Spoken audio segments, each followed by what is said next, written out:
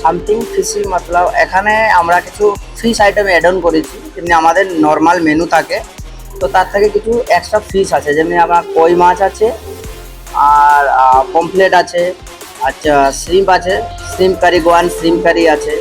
তো সব কিছুতে মানে ফিশের ভাগটা বেশি আছে।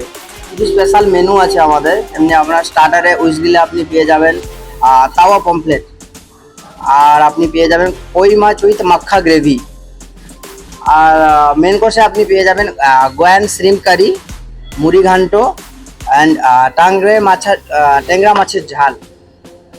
এটা হচ্ছে আমাদের এখন যে ফেস্টিভ্যালটা চলছে 6 সেপ্টেম্বর থেকে 22 সেপ্টেম্বর তক।